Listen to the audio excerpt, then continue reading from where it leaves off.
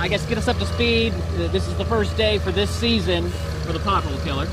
That's correct. It got in town over the weekend. We actually have 2 units that are going to be working with us initially this year.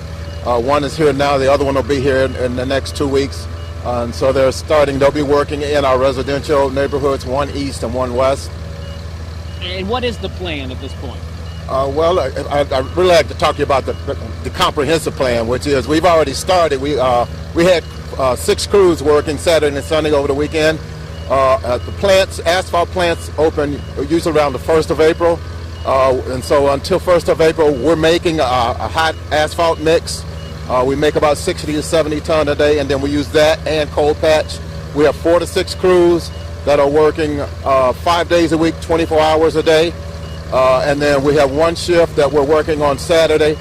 In addition to our 4 to 6 crews, we're going to have 2 pothole killers and 2 door patch machines, which are similar technology, but it's I'll call it's a tag-along unit that pulls behind the truck, has an injection spray process similar to this that we'll be using one east and one west.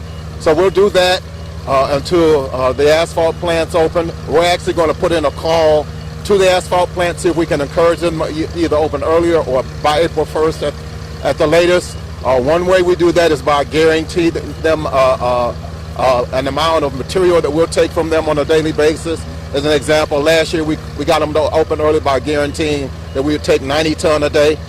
And so we're able to do that. When the plants open, we'll go from 8 to 12 crews a day. And in addition to that, we'll still have the 2 door patch units, and we'll also have the 2 patch mobiles with that. When we get into May, we'll start to roll back a little bit on our crews. We'll be 8 to 10 crews daily. We'll still have door patch. We'll still have pothole killer.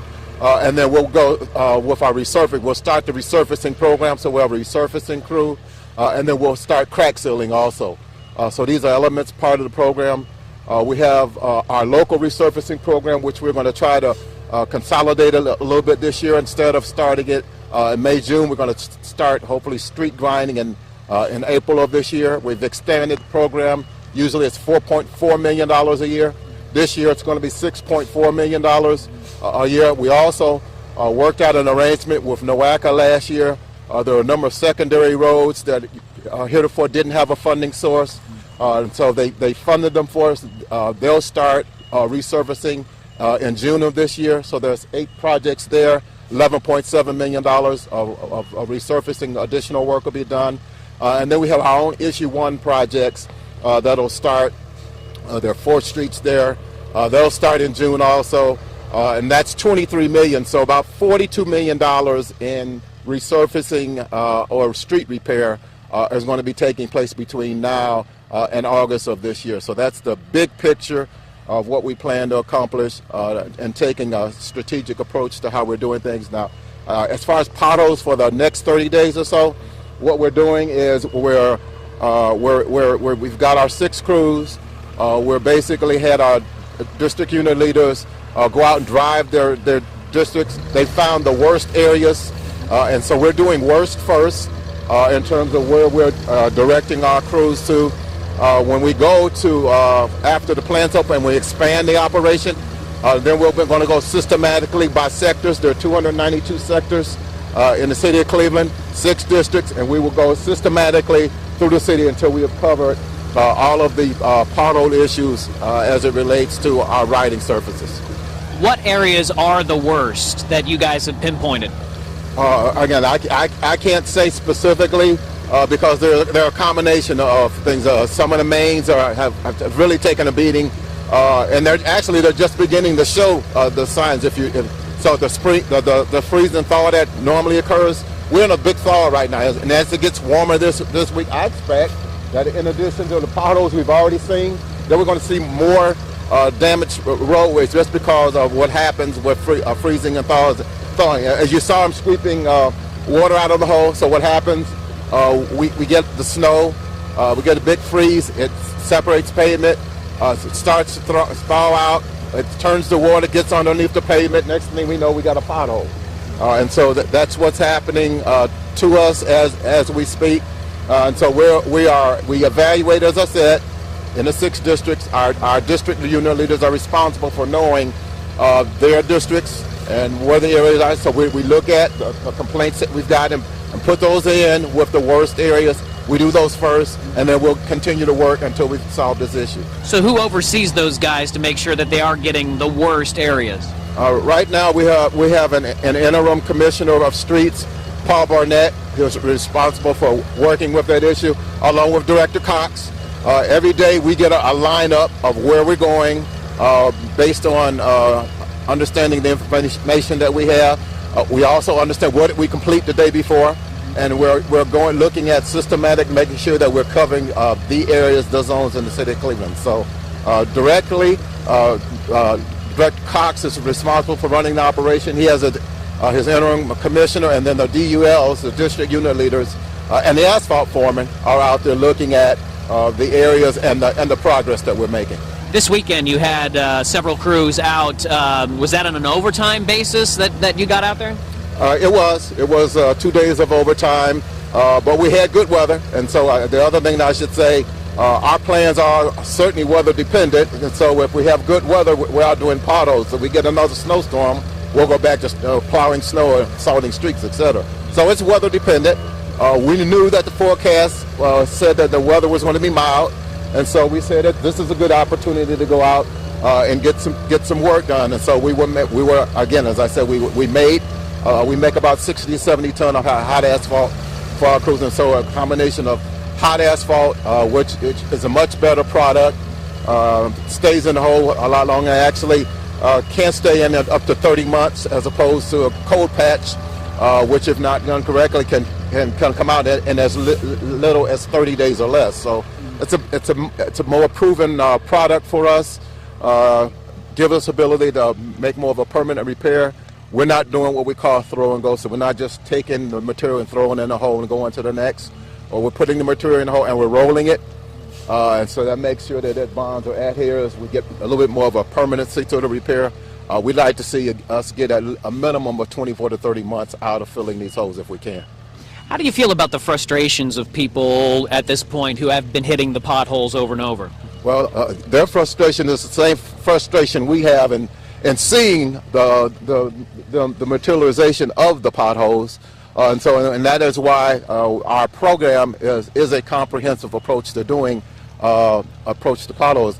The thing that I described about the going from four to 6 crews to 8 to 12, adding crack sealing and the door patch machines. That's an additional $1 million in level of service that we provided this year and last year that previously we did not do. Normally our pothole crews have annually been 4 to 6 crews. So going from 4 to 6 to 8 to 12, 2 door patch, supplementing it with pothole killer additional assets, and then adding crack sealing. These are things that we're using to attack the problem. Our goal again is to shrink the window that it takes us to address all of them, and then even expand that, enhance that by decreasing the window that takes us with our local resurfacing program this year. So we're using every means at our disposal to attack this problem. And how much are we spending on the pothole killer? We have a contract right now for $250,000, and so we believe that that'll take us pretty much through most of May. Citywide, is this the worst you've ever seen?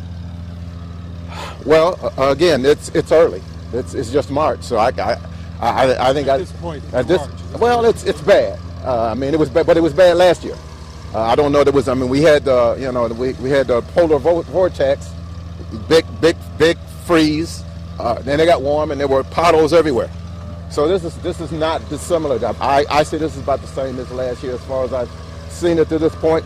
The other thing I would say that there were a number of roads that we were able to repair or resurface last year that don't have the same problem that we had this year. So when I go to Edge Hill or some of these other places that had all these potholes, they don't have them this year.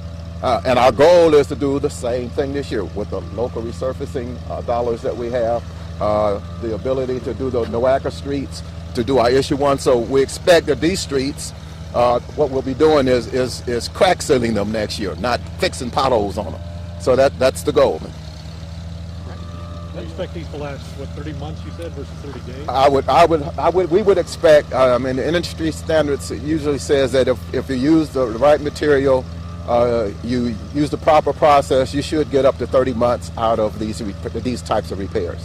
Are you keeping track of that? I mean, you know, paying attention to where you're filling the potholes so you can go back and say, look, this thing only lasted, you know, or it lasted more? Well, yes, we do. As a matter of fact, one of the things that we hope to be able to do is to track this using our GIS system. And so we're going to apply some resources to that so that as we're filling in, and I know we did it last year, we tracked where our crews put material versus where pothole killer put material. So we have a good idea of who did what, and we'll track that again this year. Do you guys have a sense of if you've had more people filing reports in terms of trying to get repairs and that kind of thing? I can't speak to that. Usually that's done through the law department, which is not something that I have auspices or authority through.